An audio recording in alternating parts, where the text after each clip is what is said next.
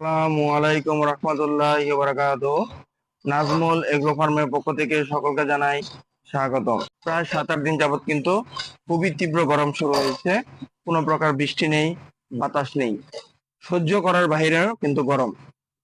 তো আমাদের যাদের গরু শেড আছে, আমরা 7, 8, 10টা গরু পালন করি, তো এদের দিকে কিন্তু আমাদের একটু অতিরিক্ত যত্ন নিতে হবে এই গরমে।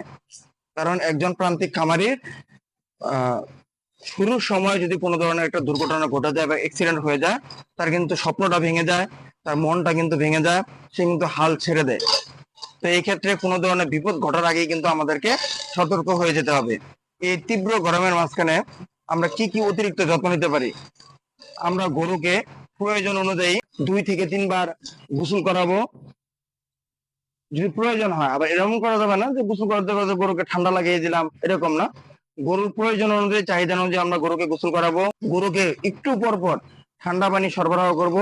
আমরা যারা ট্যাঙ্কিতে পানি রিজার্ভ করে রাখি, সেই পানি না দিয়ে সরাসরি পাম্পের মোটরে ডাইরেক্ট পানি দিব, সেটা কিন্তু অনেকটাই ঠান্ডা থাকে। ওই ঠান্ডা পানি দিয়ে আমরা গোসল করাবো। একটু পর পর পানি পরিবর্তন করে দেব, ঠান্ডা পানি সরবরাহ করব। আর আমরা যারা দানাদার খাদ্য দিয়ে থাকি গরুকে, আপাতত আমার ব্যক্তিগত পরামর্শ, আমরা দানাদার খাদ্যটাকে একটু কমিয়ে দিব। কারণ দানাদার খাদ্যে বিভিন্ন ধরনের খৈলের মিশ্রণ, বিভিন্ন উপাদানের মিশ্রণ থাকে, এগুলো কিন্তু গরুর শরীর আরো গরম করে তোলে। এরপরে আমরা পানির সাথে মাঝে মাঝে স্যালাইন দিতে পারি, কিন্তু আবার এটা খেয়াল রাখতে হবে, স্যালাইন কিন্তু সবসময় দেওয়া যাবে না, এটাও কিন্তু ক্ষতিকর। আমাদের যাতে ঘাসের জমি আছে অথবা আমরা যারা ঘাস চাষ করি, আহ, এই সময়ে কিন্তু বেশি বেশি পরিমাণে ঘাস দেওয়ার চেষ্টা করব, কাঁচা সবুজ ঘাস। এতে কিন্তু গরুর শরীর আপনার ঠান্ডা থাকবে।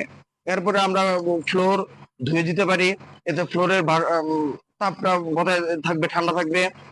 এরপর আমরা যেটা করতে পারি, যদি আমাদের সুযোগ থাকে, সাধ্য থাকে, আমরা গরুর শেডের চালের উপরে পাইপ দিয়ে অথবা যে কোনো মাধ্যমে আমরা পানি দিয়ে দিতে পারি। আমার গরুর শেডে কিন্তু চালের উপরে ফগার লাগানো। অত্যাধিক গরম হলে কিন্তু আমি আপনার চালের উপরে কিন্তু ঝর্ণা ছেড়ে দিচ্ছি। আহ প্রায় আধা ঘন্টার মতো ছেড়ে রাখলে জিনিসটা কিন্তু হালকা কিন্তু আপনার আহ ভারসাম্য বজায় থাকছে, তাপটা কিন্তু কিছুটা হলেও কমতেছে। তো এইভাবে কিন্তু এই তীব্র গরমে কিন্তু আমরা আমাদের গরুর কিন্তু বাড়তি যত্ন নিতে পারি, এবং এটা নেওয়া আমাদের কিন্তু খুবই প্রয়োজন।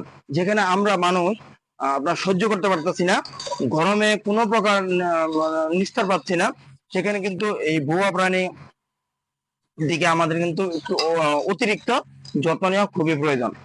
সবাই ভালো থাকবেন, ধন্যবাদ সবাইকে।